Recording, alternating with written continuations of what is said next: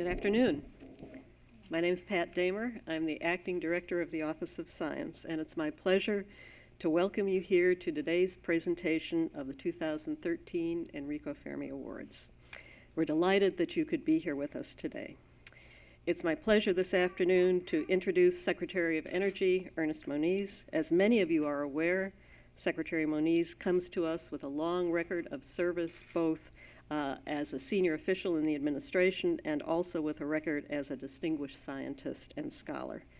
Prior to joining the President's Cabinet, he was the Cecil and Ida Green Professor of Physics and Engineering Systems at MIT, where he was a faculty member since the early 1970s.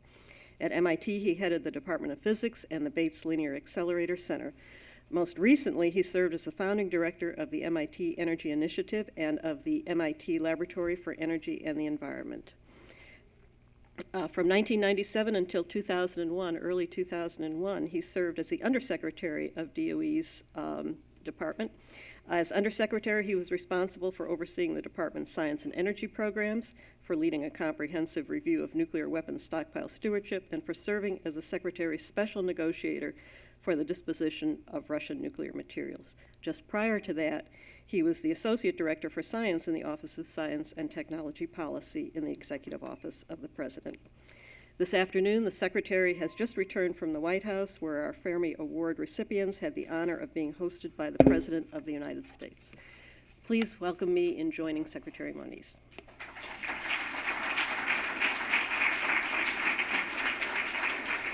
Well, thank you, Pat.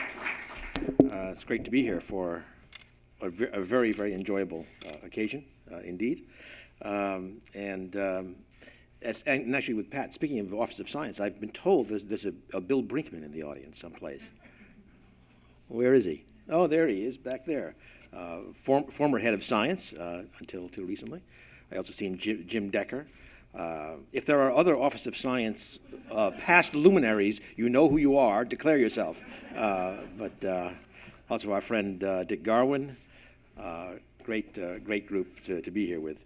And also to talk about the Fermi Awards, really one of the nation's oldest and most prestigious awards for scientific achievement. It's as a physicist, it's hard not to start out by thinking about Fermi once again, and all of his contributions to quantum theory and nuclear and particle physics, stat mech, first self-sustaining nuclear chain reaction, Chicago pile, Nobel for induced radioactivity, transuranic elements, and both a great theorist and a great experimentalist. So it's really it's great to have the Fermi Award soon in the hands or around the necks of such distinguished scientists.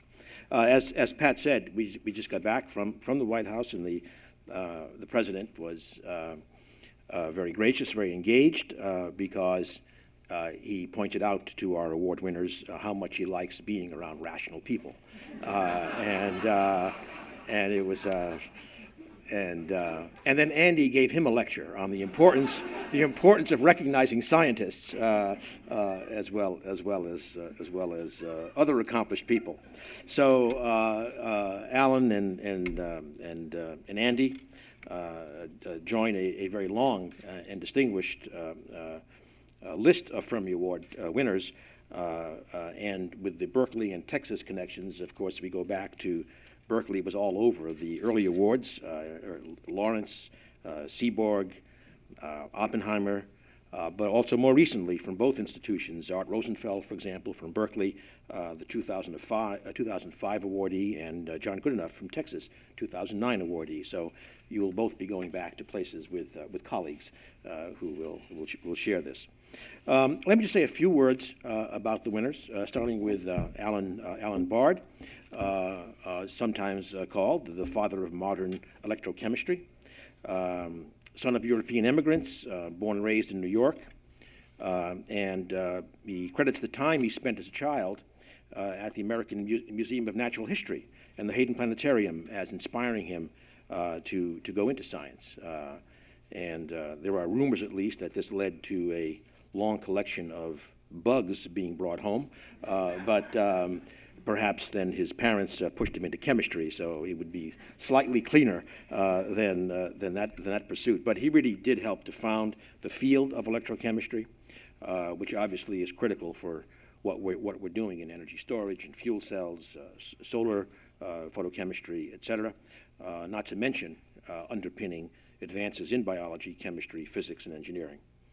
So we all know that success and impact is not measured by number of papers, number of patents, but nevertheless, one can't resist. After all, he's a chemist. We physicists have so many fewer papers, but Alan has over 900 peer-reviewed research papers, 75 book chapters, 23 patents, 3 books, the last of which was on nanotechnology. But a better measure of his mark is the impact on the next generation, his mentoring record with 75 PhD students, 150 postdocs he's worked with. I understand there may be some of these students and postdocs in the audience, and if there are, why don't you stand up? So, oh, yes, there are a few. That's great. So congratulations on that, Alan. That's really, really, really terrific. So just quoting Alan, he said, "Whatever I've done as a scientist will be there for a while, but then fade away. The big names in science quickly become unknown. But through your students, you maintain a presence in future generations, and they go on and on and on." And we have some of those here today. So, so clearly from his cutting-edge work in chemistry to his legacy as a mentor and teacher, Alan embodies very much the spirit of the Fermi Award. Andy Sessler, well known to many of us here at the Department of Energy, particularly in his, in many roles, including his former service as director of the Lawrence Berkeley National Laboratory from 73 to 80, and president of the American Physical Society. Andy's made outstanding and very, very well-known contributions to the establishment of beam physics that has underpinned the development of many of the essential discovery tools that, of course, we host today in many of our national laboratories. As an example, his work on synchrotron light sources helped lay the foundation for the Berkeley Lab's advanced light source, but also at Brookhaven and Argonne. He also contributed to development of high-intensity free electron lasers, as have been at Jefferson Lab and at SLAC. These tools are clearly, again, critical enabling tools in so many areas, going beyond the sciences themselves into medical imaging and other sciences like environmental sciences. But as I'm sure many of you know, in addition to his scientific contributions, he's also been an exemplary humanitarian. He's led research into new ways to increase the efficiency and reliability of landmine discovery and disposal technology. During the Cold War, he co-founded scientists for Sakharov, Orlov, and Sharansky, which championed the cause of Sakharov, a nuclear physicist and winner of the 75 Nobel Peace Prize, Orlov, accelerator physicist and human rights activist, and Sharansky, Jewish computer expert, all of whom were being persecuted under the Soviet Union. As Andy got the organization off the ground, and they scrambled to fly family members of the persecuted scientists to America to garner public support, he and other founders simply charged the plane tickets to their credit cards. And I recall very well Sharansky's wife in Newton, Massachusetts, and a frequent visitor to MIT. Eventually, the organization gained the support of more than 7,000 researchers and academics, led an academic boycott of the Soviet Union, and because of those courageous actions and those of other scientists, Sharansky, Orlov, and Sharansky, not to mention other dissidents and scientists, were eventually freed. Andy later wrote of his humanitarian work that for younger people, it may serve as an example, showing how an active research physicist sacrificed a paper or two, but still believes the time was more than well spent. And in fact, I'll just add kind of a personal connection to that in the sense of Andy was also an inaugural member of the National Advisory Board of the Union of Concerned Scientists. It's a connection because, first of all, we stole our chief of staff from the Union of Concerned Scientists, Kevin Knobloch, who was president of that organization. But even more, for me, going back to my early years in academia, my mentors like Henry Kendall, Herman Feshbach, Vicky Weisskopf, all among the founders of the UCS. And that mentoring is again, we come back to the word mentoring, is so important. The only question is, this kind of track having led me to where I am now, it's still out whether the time is being well spent, but we will see. But anyway, these are two terrific winners of the prize. In recognition again of your long record of outstanding scientific contributions in public service and mentorship, please accept our country's warmest congratulations, and join me, please, in applauding the winners.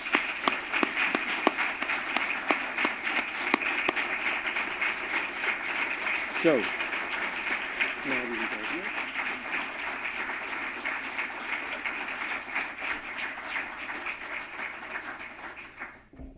Okay, I'm going to read the citations now while the secretary presents the award. We're going to start with Alan Bart for international leadership in electrochemical science and technology, for advances in photoelectrochemistry and photocatalytic materials, processes, and devices, and for discovery and development of electrochemical methods, including electrogenerated chemiluminescence and scanning electrochemical microscopy.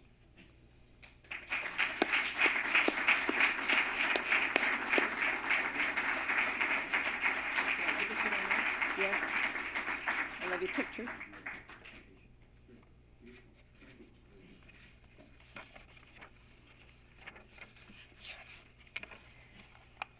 Now for Dr. Sessler, for advancing accelerators as powerful tools of scientific discovery, for visionary direction of the research enterprise focused on challenges in energy and the environment, and for championing outreach and freedom of scientific inquiry worldwide.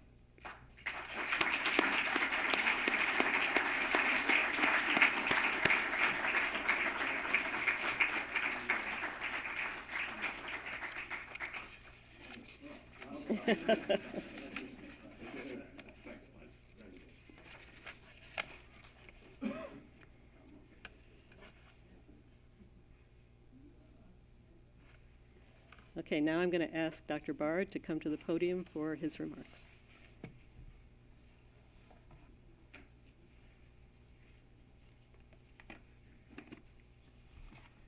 Well, Dr. Moniz, Dr. Damer, thank you very much for the very kind comments.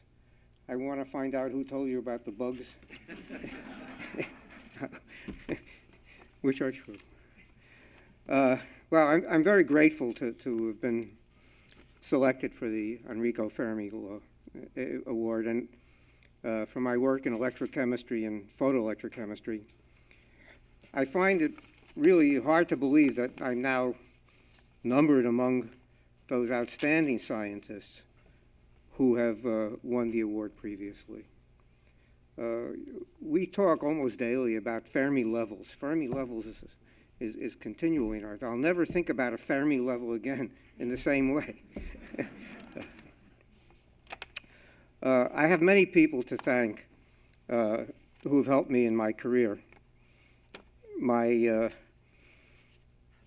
family, of course, my classmates, my teachers at all levels.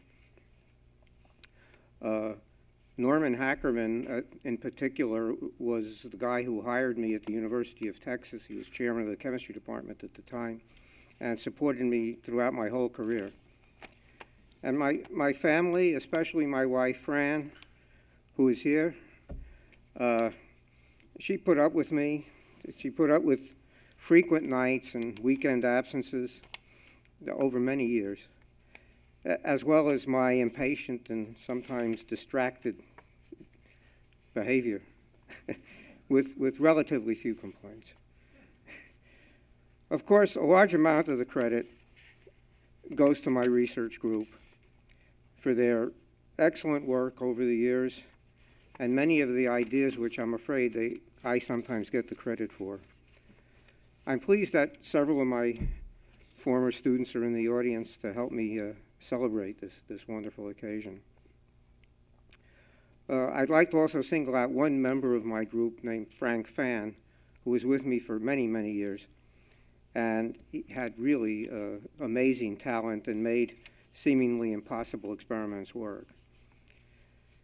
I must also thank the agencies and foundations that supported my work over 50 years, with fellowships for my students, with funding for the equipment and supplies that we need, and in general for promoting the work that we did. I'd like to particularly single out the National Science Foundation, the Department of Energy, several of the Department of Defense agencies, and the Texas Robert A. Welch Foundation, all of whom were very generous.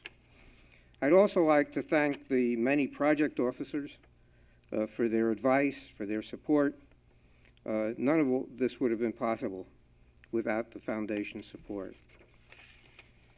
I was especially fortunate to have started my independent career in the University of Texas in 1958, which was shortly after the Vannevar Bush report, which emphasized the importance of science and which spawned many of the agencies and offices which went on to support fundamental science.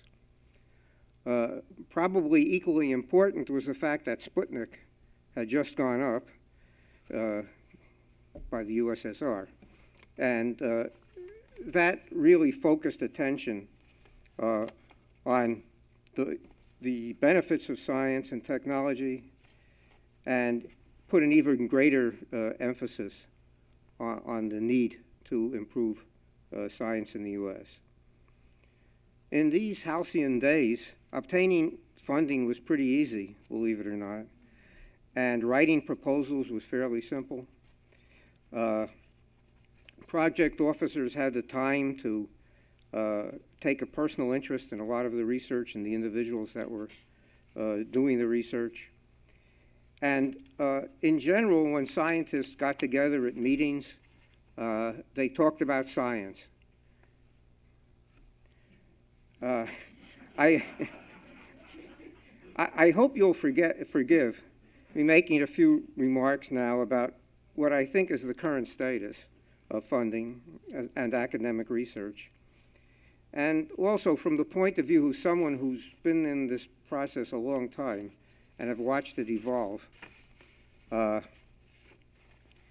And I think one of the key things that happened in science, really, was that the early success of the funding and the funding organizations led to a huge impetus for even greater numbers of STEM faculty and encouraged them strongly to apply for research grants.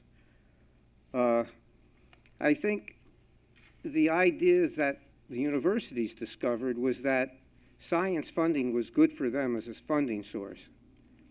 And that led to even more pressure for individuals to get funding, while the number of individuals was growing very quickly. And also with combined increasing complexity of the regulations connected with preparing proposals and grant administration. And what that meant is that most academic scientists claim that they now spend essentially all their time outside of teaching activities seeking research funds and writing proposals. Now when scientists meet at meetings, they usually talk about funding and the difficulties they sometimes have in obtaining funding. I do think that measures could be taken that would help, even short of gaining more funding for research. As President Obama said less than a week ago, federally funded research has helped lead to the ideas and the investigations behind Google and smartphones, not to mention parenthetically lasers and magnetic resonance imaging and huge numbers of really important things. And that's what Congress should understand, the damage that's been done just in the last year's cuts to basic research, so we can unleash the next great American discovery. This, of course, would be wonderful, but I'm afraid it's not in the cards for the near future. However, I think there are steps that can be taken by the more liberal use of short proposals, pre-proposals, and white papers, with the basic ideas, but not spelled out in such detail. That would probably take care of 80% of the submissions and greatly decrease the amount of time and effort that a scientist needs to gain some support and write a proposal. Simplifying the nature of the proposals is one thing. Simplifying the nature of grant reports is another. I'd say my experience is also that creative people, creative scientists, hate rules. and I think that that's grown exponentially in time. And that's also been a burden, I find, on that thing. I think one has to understand, I understand very well that many of these result from a congressional mandate, that Congress thinks they can put these things in funding and move certain fields along. I agree, but I think one has to understand the amplification factor in these kind of mandates, that one sentence from a congressional staff becomes 1 page at the agency and then 50 pages at the university. And all of this then amplifies terrifically the procedures and the regulations that people have to follow.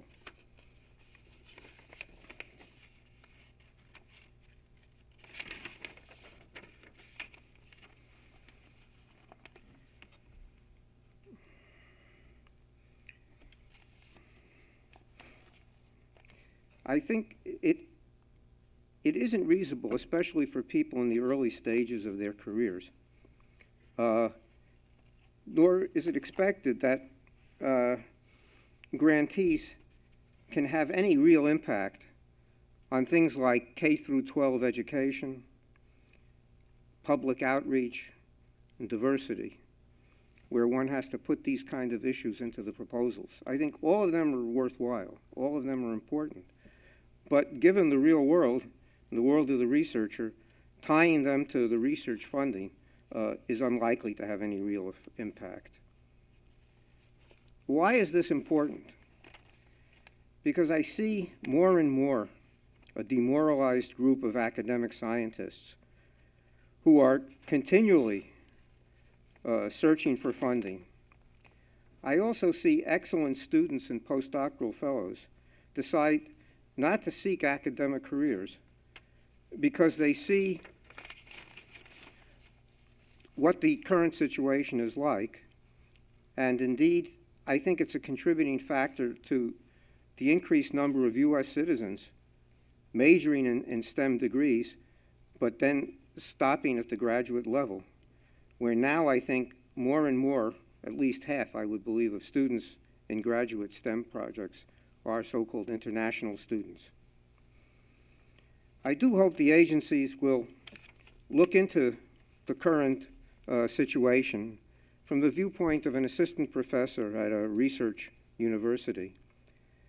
If things do improve, perhaps we will start thinking about science again and even talking about it at meetings, and maybe even get into the lab once in a while. I'd like to end where I began, with thanks. Thanks to those who selected me for this high honor, and thank you to all of you who've come here to help us celebrate. Thank you all.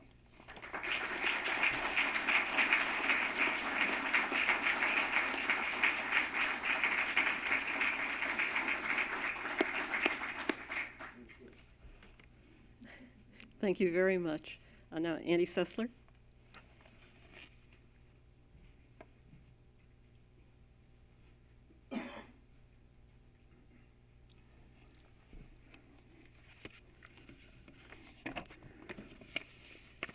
Okay. Well, first of all, I'd like to thank people for the kind introduction, warm welcome. It's a very happy day for me, and I want to thank all of you who made it happen. Now I'm supposed to make some remarks, and I did draft some, and I showed it to some members of the family, and that was my mistake. Because the first person crossed out some words and added some. And the second person, she crossed out more words and added more. And pretty soon I couldn't even find a word from my original draft. It wasn't my talk at all. It was what my family thought I ought to be saying here. Okay, so I started again. I didn't show anybody anything. Now, I'm not used to talking with this thing around my neck. And if it interferes with the PA system, I take it off. It's going to have to interfere quite a lot before I take it off. And I'm wondering if I can sleep with it on. The training of a scientist is a long process. My own history shows that clearly. And this is a proper occasion, I think, to discuss how I got here, and at the same time pay some tribute to those who helped me get here. I think most any scientist could tell a similar story, so it's not really about me, it's more what's required in the education of a scientist. In the beginning, it was my parents. My interested me in science at an early age, even a preschool age.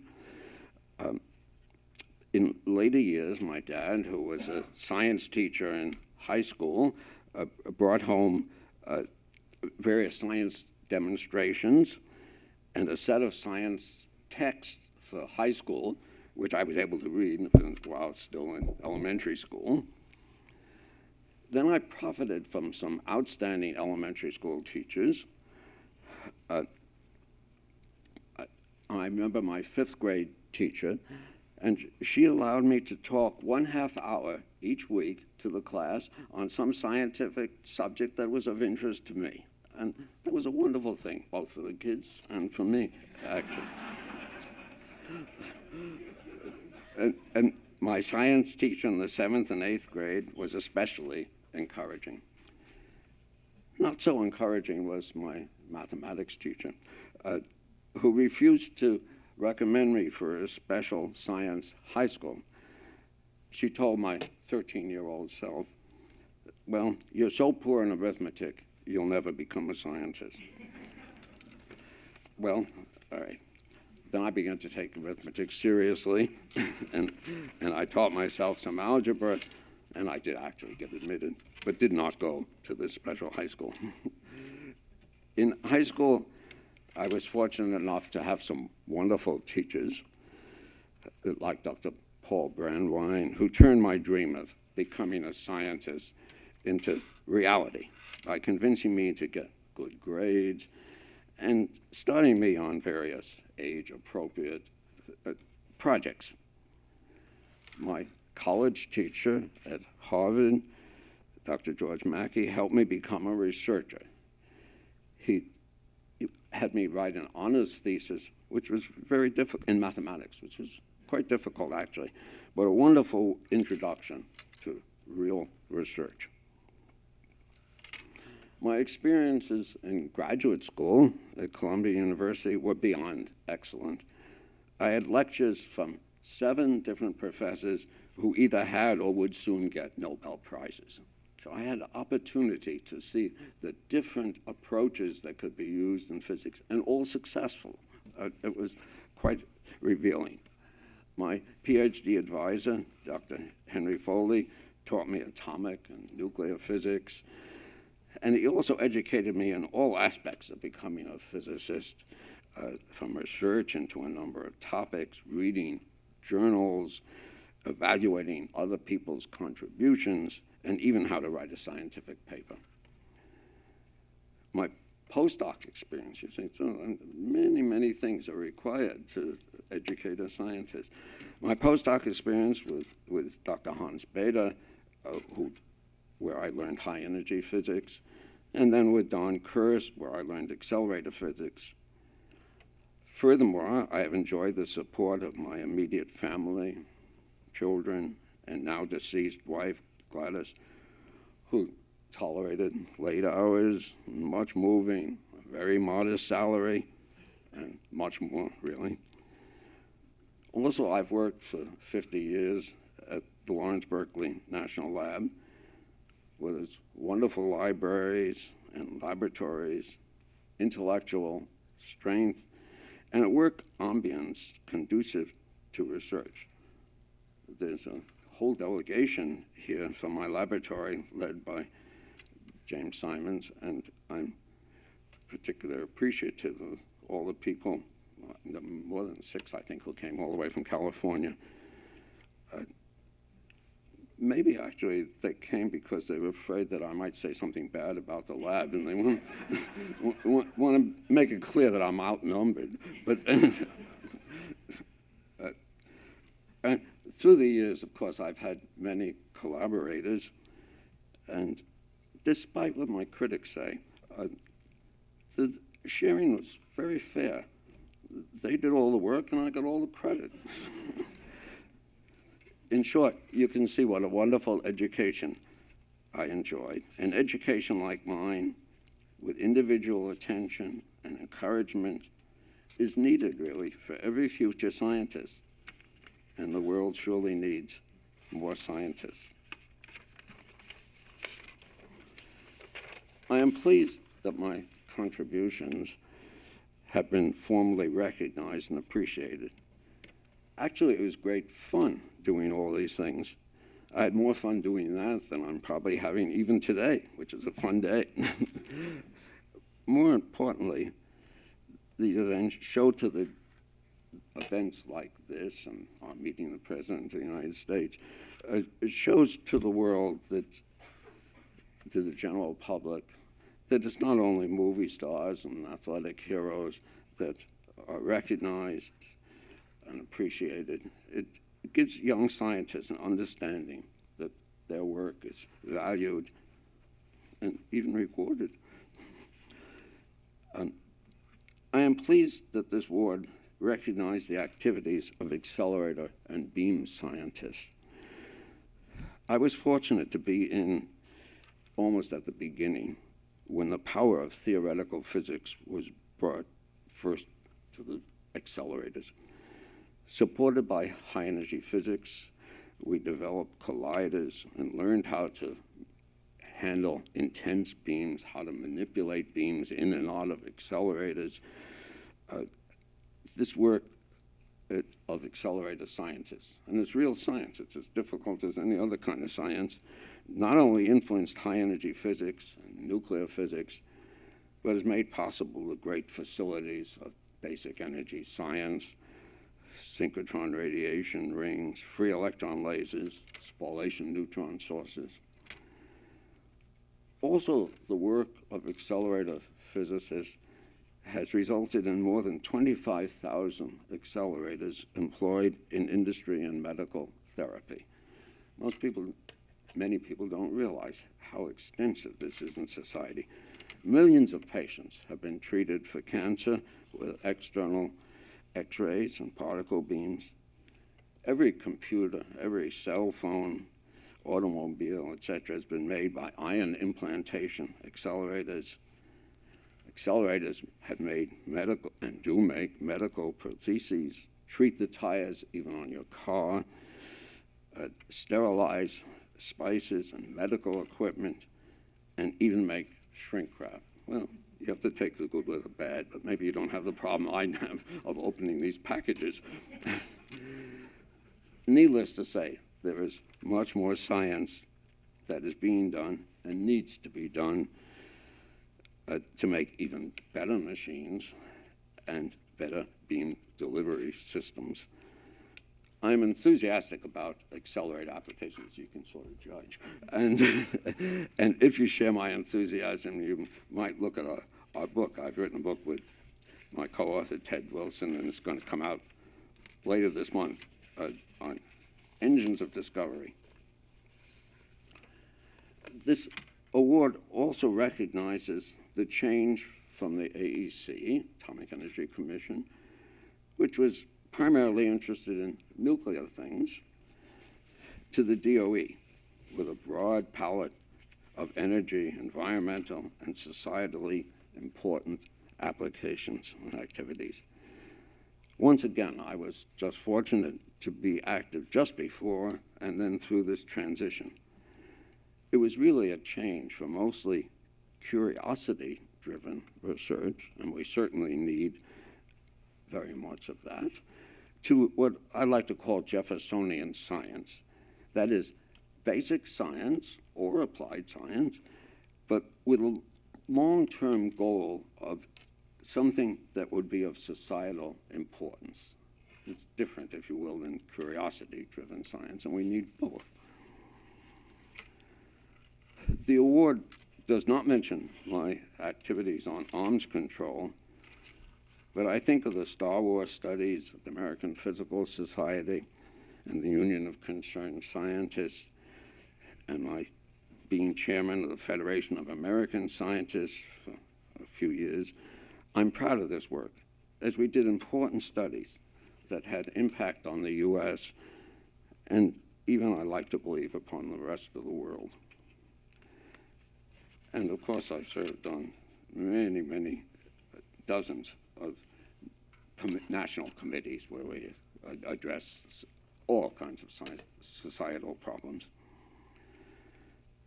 The award also recognizes my ever-going-on activity and interest in helping our colleagues who are in trouble. In this regard, I was a co-founder of what was mentioned as SOS, Sakharov-Orlov-Shcherinsky Human Rights Group, and then I was also involved in the APS, the American Physical Society Committee on International Freedom of Scientists. In fact, I helped get that started. The National Academy of Sciences Human Rights Committee, and I've been involved with the Committee of Concerned Scientists and Amnesty International. I've done quite a lot, actually. So this is probably my last visit to Washington. And in a nostalgic mode, I remember the first. I'll skip the few hundred in between. It was 1945, and I was a senior in high school. And one of the Westinghouse Talent Science Search finalists. My project was on small bugs. And these bugs just look like normal bugs, but when they get frightened, they curl up into almost perfect spheres. I know, this sounds pretty silly, but it sufficed to make me a finalist. Actually, between us, the most difficult part of this research was that at some crucial moments in the investigation, the little buggers would curl up into spheres and roll off the table. It was about this time that I decided biology wasn't for me, and I went into physics. The Science Talent Search brought 40 kids from all over the country to spend a few days in Washington, seeing wonderful things and meeting some very distinguished scientists. Those days in 1945, 69 years ago, it gave me confidence and showed each of us, all of us, that we could reach high scientific goals. We even received at the White House, so this morning was my second visit to the White House, and we were greeted by Vice President Truman just some March of 1945. Soon after the Talent Search Award, I was accepted at Harvard, despite its 10% Jewish quota. And fortunately, my family could afford the tuition, which was $400 a year. It's events like this, the Westinghouse Science Talent Search, and now called the Intel Talent Search, that serves to inspire the future generations of scientists. Of course, we need to do more, much more, to educate and prepare the next generation of scientists. For example, the ratio of R&D budget over domestic product, so that's a measure of how much you can afford R&D, that has decreased in this country in the last decade by 20%. In China, it's going up by 10% per year. And if you look at the absolute numbers, you see that 6 nations, and they're all tiny nations, smaller than us, are actually spending more absolute money than we are on R&D, scientific R&D. As I said, much is being done, but much more needs to be done. Finally, thanks to all of you who have contributed so much to my scientific career and brought me to this event. And thanks to those who actually organized this event. And certainly thanks to my immediate and extended family, friends, and colleagues who are here in the audience. It served to make this a celebratory and memorable event for me. I think the family must have slipped that in when I wasn't looking. But it's a good thought, and they could have trusted me. Thanks.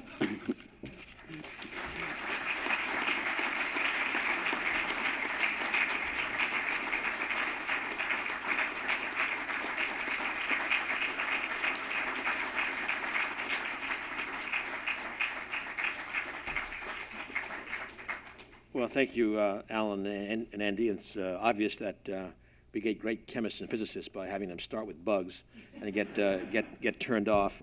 Andy, I want to assure you the ribbon is water repellent. You can wear it in the shower. And Alan, you mentioned the Fermi level. I'll just conclude by saying I think our level of Fermi Award winners has been lifted today. Thank you very much.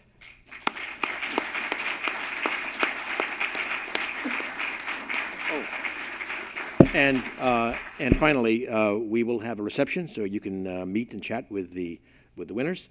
I think it's across the hall, 1E245. Okay, very good. So we'll see you all there, I hope. Bye.